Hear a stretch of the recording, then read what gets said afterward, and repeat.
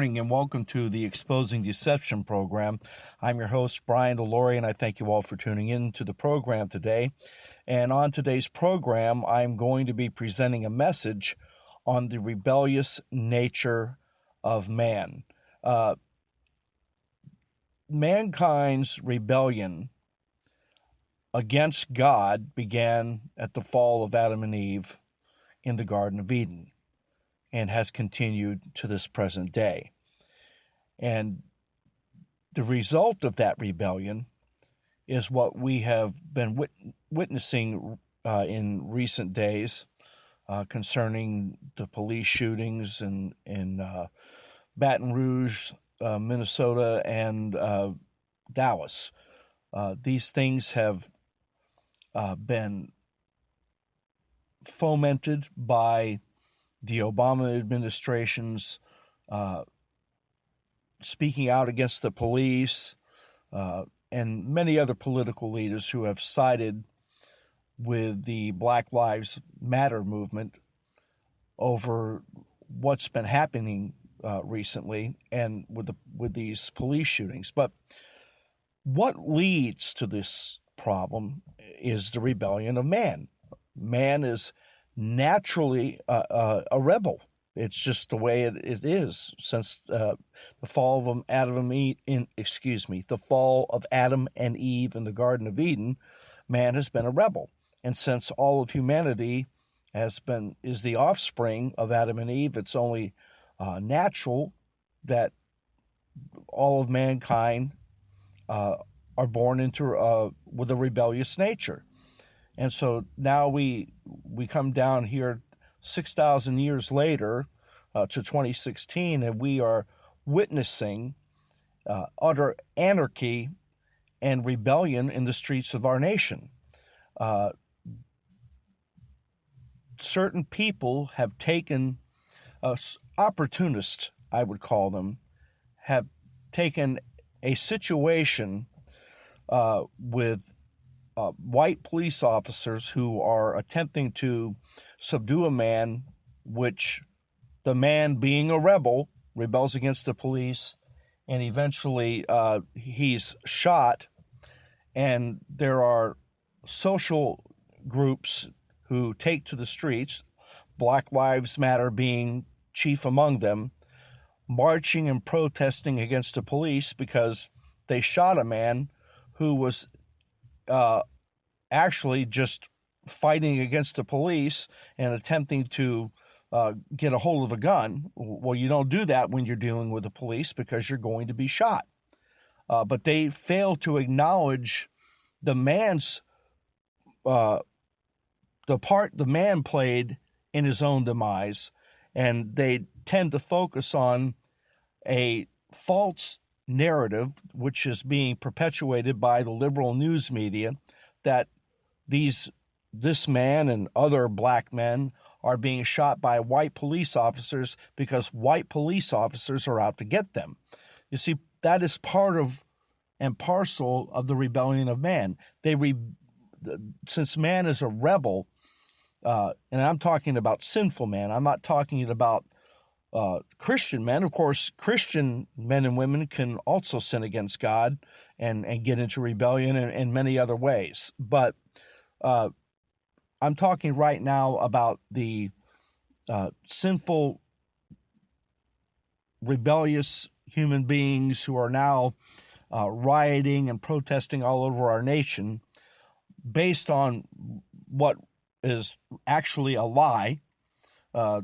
If you remember, if you go back, just go back to Ferguson. Michael Brown was portrayed as this innocent man who had his hands up and said, "Don't shoot me," and the evil white cop out to execute the black man shot him dead in the street anyway, which we have since found out was a lie.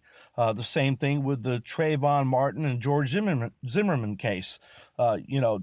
George Zimmerman was portrayed as an evil white man who was following Trayvon Martin, and some altercation ensued as a result of that, and Trayvon Martin merely was defending himself when the fact of the matter was that the man, yes, Zimmerman was following Trayvon Martin, but what happened was that Trayvon Martin lay in wait for George Zimmerman, and when he had the opportunity, he attacked him and actually was attempting to kill him by beating his head against the pavement.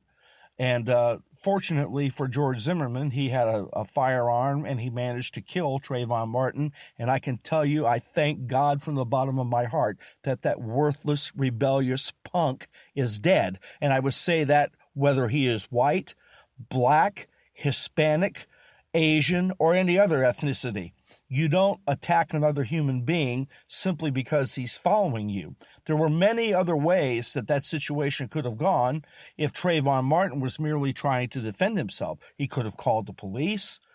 He could have confronted Zimmerman and just asked him, "Why are you following me?"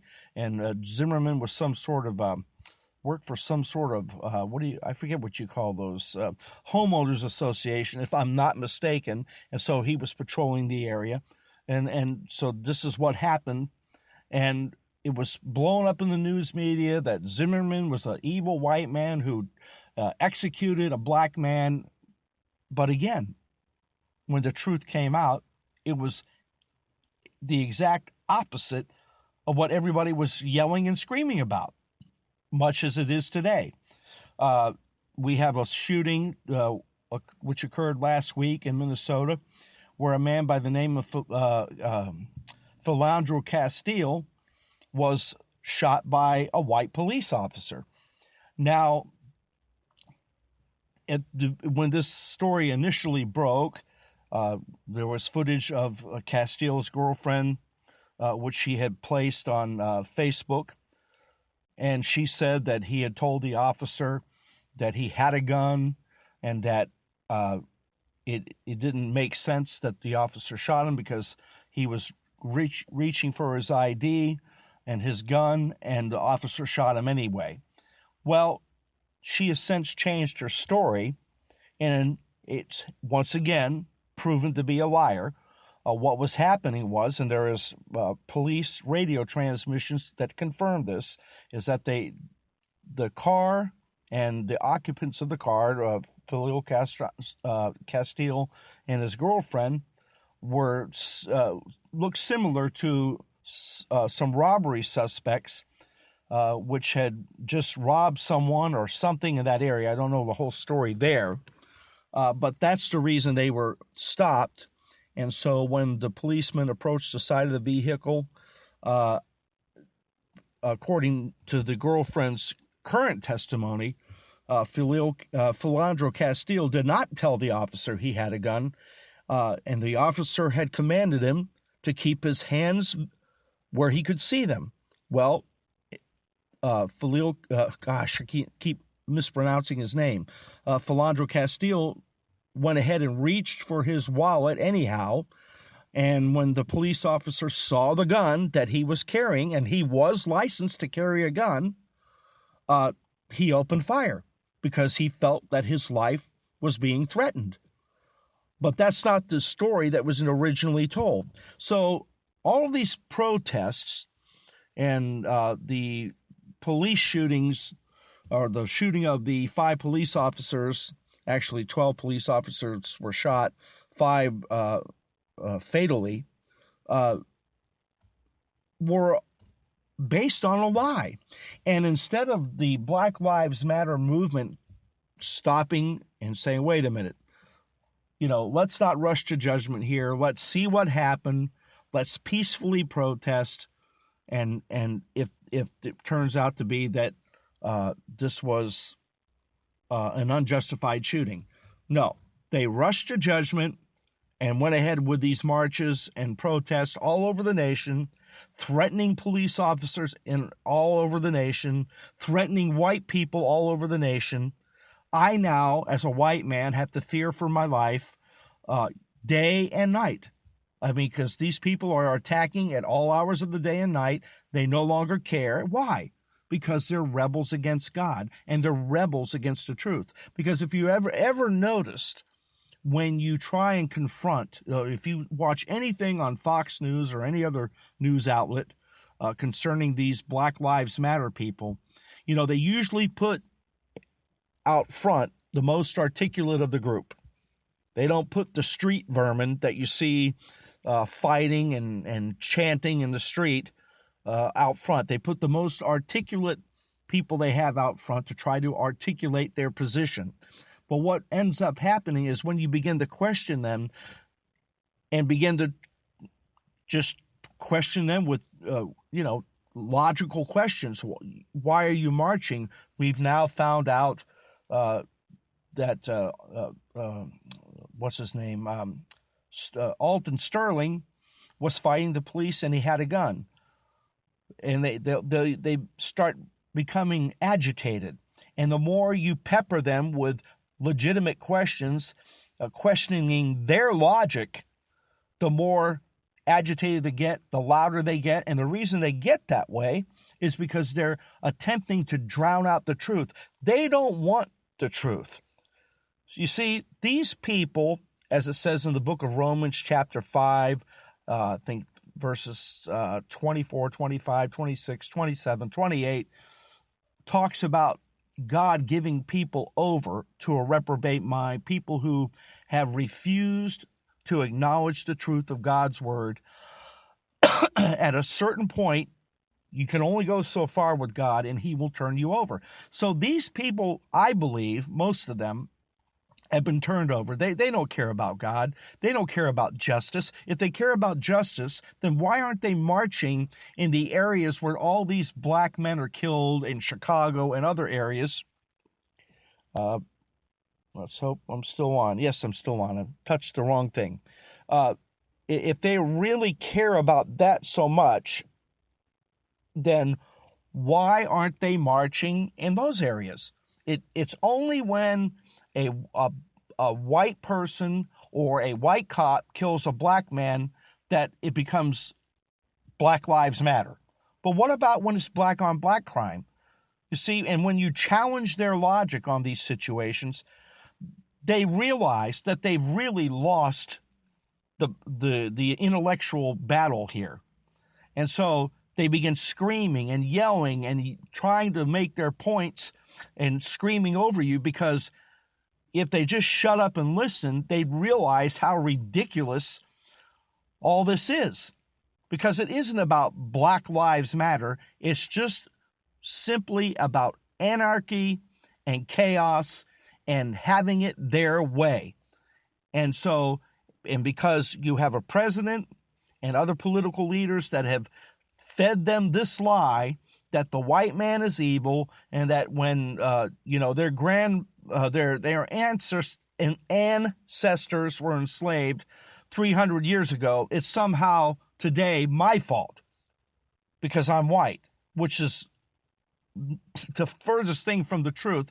Absolutely ludicrous to believe that, but this is what they have been sold by the Obama administration, other political leaders, Hillary Clinton. And so that they've just been agitated to the point that they are unreasonable and wicked. There's a verse of scripture, and I can't remember where it's at, where Paul asks a certain church to pray that he would be delivered from unreasonable and wicked men. Well, it's the same thing today. These people are totally unreasonable. They do not want reason. They want chaos and anarchy, and that now they have it. And they what they want is to feel justified in carrying out their evil intentions towards white people, and they use this racial bias as a pretext for doing so. But they want to feel justified. So when you challenge their logic, when you challenge their motives, when you challenge the way they go about doing this, they become irate, because it's not really about what they claim it's about. It's not really about inequality or racism. It's about what they want. They want to make the white man pay for something we haven't done. Oh, goodness gracious. Slavery no longer exists. but yet you actually have people telling them there's still some sort of intellectual slavery. So no matter which way you slice it, they just have been turned over by God to believe a lie, and the lie is that the white man is somehow opposed to them, and has white privilege, and he's attempting to enforce that white privilege on them, and somehow hurt them and harm them through this white privilege, whether it's economically or physically. And so it's all tied in together. And then, of course, you have, in a broader perspective, you have people like George Soros, Barack Obama, who are just feeding these organizations like funding these organizations like Black Lives Matter, and because they have their agenda, which is to destabilize our country. And I believe what they are hoping for is that ultimately enough chaos and unrest will occur in this nation for Obama to declare martial law, and then he will remain president indefinitely, and he will finish the job that he started to do 8 years ago. But getting back to the sinful, rebellious nature of man, that's where all of this comes from.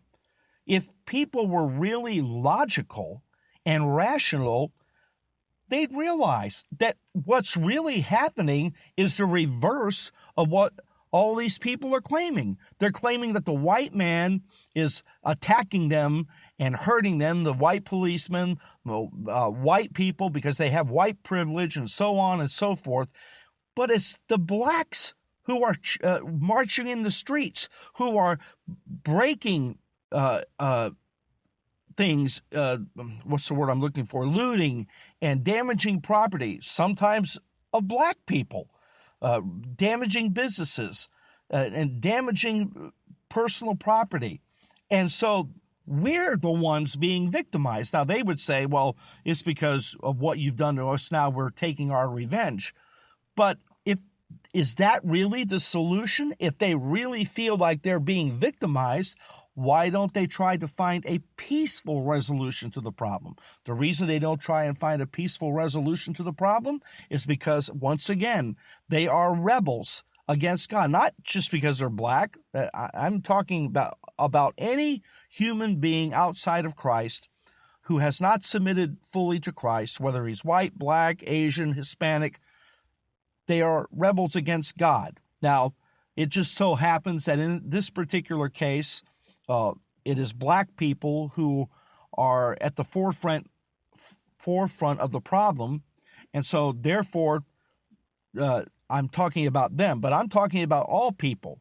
I mean, there's a lot of people that don't want to deal with the truth because of their rebellion, whether they're white, black, Asian, Hispanic. In this particular case, it's black people who claim they're being victimized by white people. And if you just challenge them on their logic, they can't fight, they can't articulate their position, because there really is no position. Everything they're doing is based on a lie. Like I said, these last two police shootings in the last, 10 days, 2 weeks, whatever it's been, have been proven to be justified. In both cases, the men were not following the commands of the police officers involved, and therefore it resulted in their being shot. Particularly Alton Sterling. I mean, he was a bad man. This Philandro Castile, he wasn't such a bad man. I do not know what prompted him to reach into that area where his gun, where he was wearing his gun, after the police officer told him to keep his hands where he could see them. But that's why he was shot. I don't think he had any evil intention toward the police officer, and it's certainly a tragic situation because he was a good man, he worked. But one thing about him, I've done my research, the man bought into the same nonsense that I've been talking about for the last 15 minutes. This black people are being victimized by white people. He bought into it. His family bought into it. His girlfriend bought into it. Remember, just the day after he was shot, she was out there screaming that I'm out here today because black people are being shot by police just because we're black. And then by her own admission, she lied. She lied to the police officers. And what really happened was that her boyfriend did not tell the police officer that he had a weapon, that he was licensed to carry. The police officer didn't even know that, she claims now. And so when the guy went to reach for his ID, I guess what happened is that somehow the gun was shown. And so the police officer, being in a heightened state of alert, saw the gun. These two looked very similar to some robbery suspects. So in his mind, in a split second, he put two and two together and shot the man. Unfortunately, it turned out that way.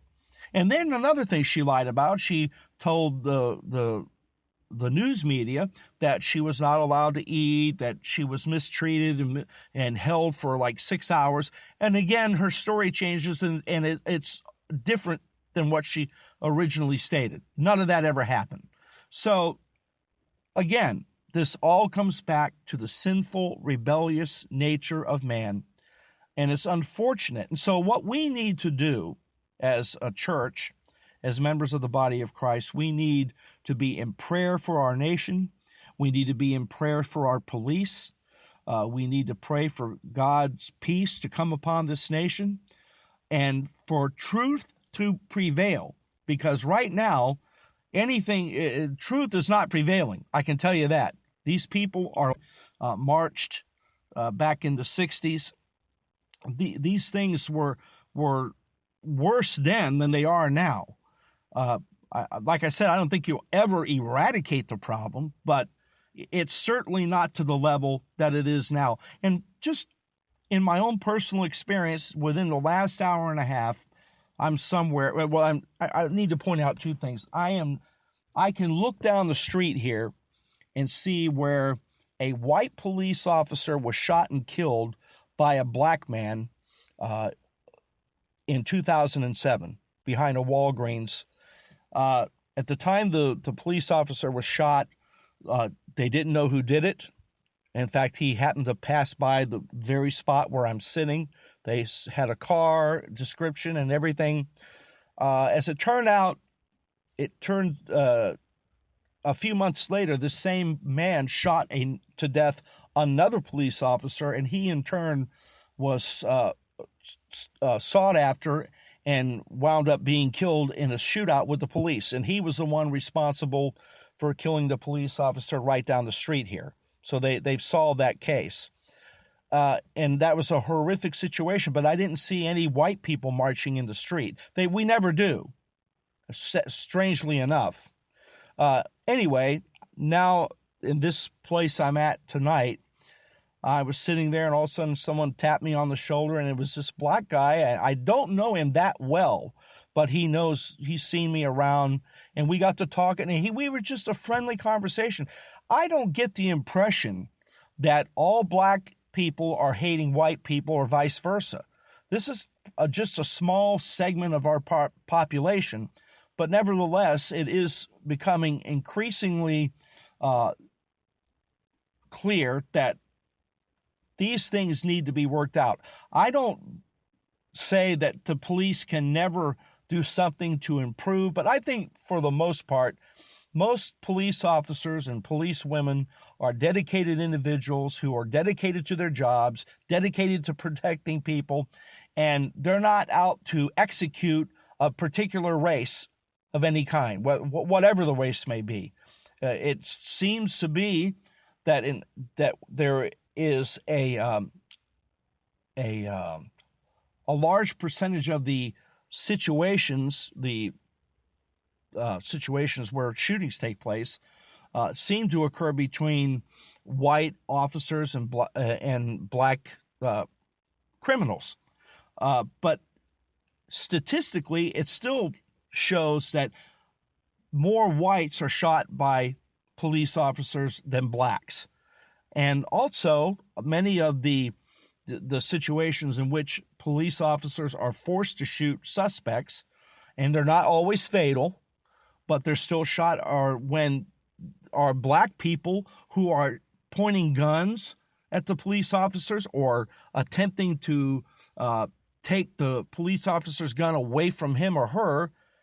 And so, I can't articulate it all that well because I'm not that familiar with that part of the research on the subject. I need, or I'm sorry, the statistics on the subject. I need to do more research before I can do that. But I can just say from what I know, my personal experience, I don't think there's the race problem. I think it's been overstated. I don't think it's nearly as bad. I don't think it's to the extent at which it's been portrayed by the news media. I do believe that there is a problem with racism to a very small point, but I don't think I don't think you're ever going to eradicate that. So there's always going to be some racism somewhere, but to march in the streets and damage property and kill people and hurt people over something which has now been proven once again to be a lie is just absolutely ridiculous, and someone should put a stop to it. And if we had a real president, that's what would happen. He would put a stop to it. But unfortunately, we do not have that, and we have 6 or 7 months left to go with this administration. That is, if everything works out correctly. I do believe that Donald Trump will be elected, but if that happens, I mean, it's still going to be January before he takes office. So you're talking 6 or 7 months away before you get someone in office who will actually deal with this problem and do what is necessary as a president of the United States to help heal this nation. But again, to summarize, the problems that we're now witnessing taking place in this nation and other nations of the world are all a result of man's rebellion against God. And when man rebels against God and refuses to retain God in his knowledge and refuses to retain the word of God in his heart, God will give that person over eventually, he will give that person or persons over to a reprobate mind, and that person will sink into a state of sin unlike anything you can imagine. And so that is what is happening, and we need to be prayerful about that. We need to pray. We need to pray for our protection. We need to pray for our political leaders, and just believe God, because this is all an act of Satan through these individuals. And if we continue to believe God, if we turn back to God, because that, again, the rebellion that I'm talking about also pertains to this nation as a whole. We've rebelled against God. We've ruled God out of everything. We've taken prayer out of schools. And so, therefore, this is the end result of those decisions. I believe that was back in 1962 with Madalyn Murray O'Hair, when prayer was taken out of schools. And so we're reaping the results of what we did over 50 years ago. And the only way for us to resolve the problem and deal with the problem in an effective way is to get back to God and trust Him to heal this nation. And with that, my friends, I'm going to go ahead and close out the program. Once again, I thank you all for listening. I realize that this was not as one of my better broadcasts. It was done on the spur of the moment. I didn't intend to do anything, but I felt I needed to address my listeners and talk about this. And the rebellious nature of man is what has led to all of these problems. And until man returns to God, and ultimately we know that the world is going to be turned over to the Antichrist, and whenever that may be, God only knows. None of us knows exactly when that's going to happen, although the the signs of that happening seem to indicate that it's getting closer and closer. We need to pray and seek God. And I believe if we will pray and seek God, number one, that's the first thing we need to do, then I believe that God will heal our nation. But until that is done, we'll never get past these problems. And with that, I'm going to go ahead and close out the program. Once again, I thank you all for listening. And as always, when I close out the program, I leave you with this reminder to keep the faith and defend the truth. Have a good night, everybody.